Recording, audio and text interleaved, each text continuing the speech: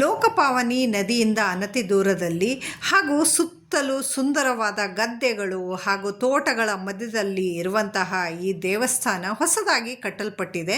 ನಮಸ್ಕಾರ ಎಲ್ಲರಿಗೂ. ಮಂಡ್ಯದಿಂದ 25 ಕಿಲೋಮೀಟರ್ ದೂರದಲ್ಲಿರುವಂತಹ ಬಾಬುರಾಯನ ಕೊಪ್ಪಲಿನಲ್ಲಿ ಈ ದೇವಸ್ಥಾನ ಇದೆ.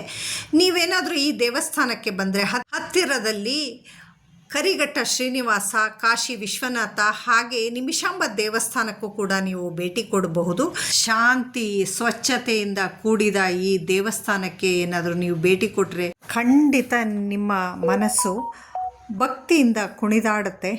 ಶ್ರೀರಂಗಮ್ಮಲ್ಲಿ ಇರುವ ಸಮಯಪುರಂ ಮಾರಿಯಮ್ಮ ದೇವಸ್ಥಾನಕ್ಕೆ ಹೋಗಲಿಕ್ಕೆ ಆಗದೇ ಇದ್ದಾಗ ನಾವು ಇಲ್ಲಿಗೆ ಕೂಡ ಬಂದು ನೆಮ್ಮದಿಯನ್ನು ಕಂಡ್ಕೋಬಹುದು. ಈ ತಾಯಿಯನ್ನು ದರ್ಶನ ಮಾಡೋದರಿಂದ ಮುಖ್ಯವಾಗಿ ಕಾಯಿಲೆಗಳು ವಾಸಿಯಾಗುತ್ತೆ ಅಂತ ಹೇಳಲಾಗುತ್ತೆ. ಹಾಗೆ ಭಕ್ತರ ಎಲ್ಲ ಕೋರಿಕೆಯನ್ನು ಕೂಡ ಈ ತಾಯಿ ಈಡೇರಿಸ್ತಾಳೆ.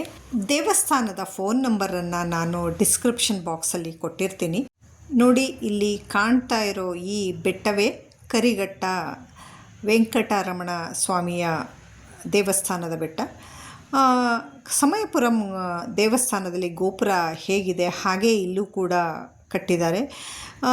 ಫೋಟೋ ಹಾಗೂ ವಿಡಿಯೋ ಮಾಡೋ ಹಾಗಿರಲಿಲ್ಲ ದೇವಸ್ಥಾನದ ಒಳಗೆ, ಹಾಗಾಗಿ ಹೊರಭಾಗದಲ್ಲಿ ಮಾತ್ರ ನಾನು ವಿಡಿಯೋ ಮಾಡಬೇಕಾಯಿತು.